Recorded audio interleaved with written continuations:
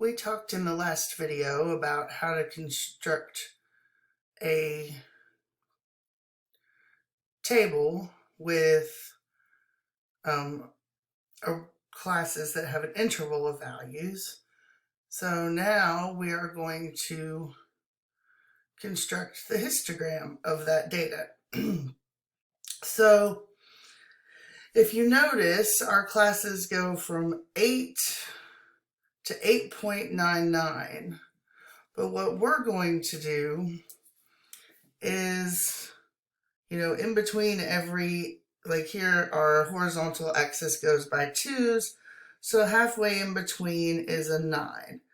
So each bar on our graph is going to represent a class.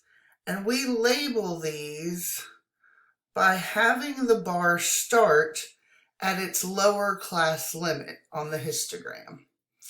So I'm going to put little tick marks halfway in between here so I can better draw my graph.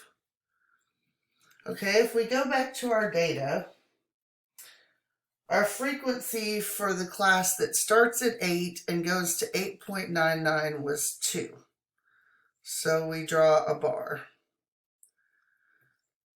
Now remember, it has to stop right before it gets to 9 at 8.99, but since we can't really draw that, we just have the dividing line be at the next class's lower class limit, which is 9. Our next frequency was also 2, and its class goes from 9 to 9.99, so we draw another bar with the boundary of the bar at 10.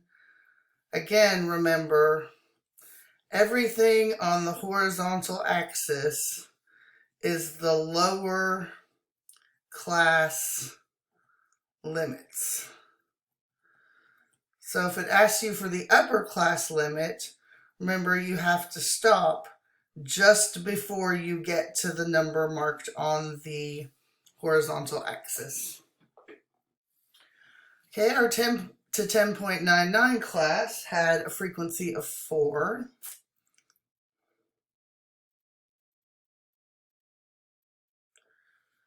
Then we had a frequency of 1.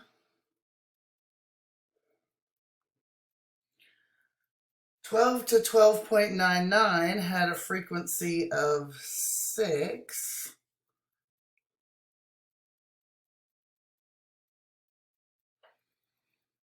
Then we had a frequency of 13. That's actually above where the graph stops, but that's okay. Our next frequency is 7, so 14 to 14.99 is 7.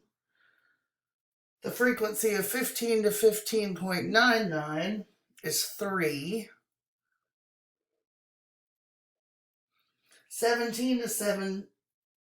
16 to 16.99 has a frequency of 1.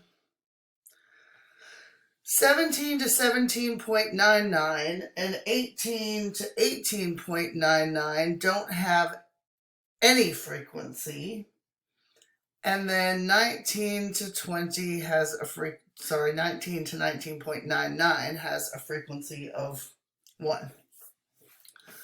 So that should be about what our histogram looks like for that. So remember, each thing on the horizontal axis is a lower class limit.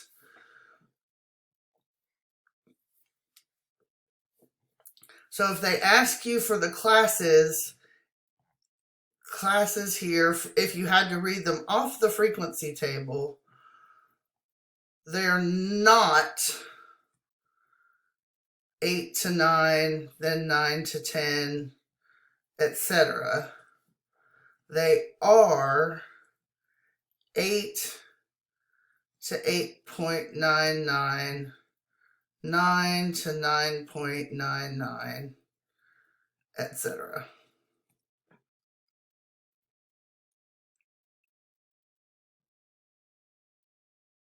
Okay, I think that's a good place to stop for this video, because next we're going to talk about stem and leaf plots. And so we'll do that in the next video.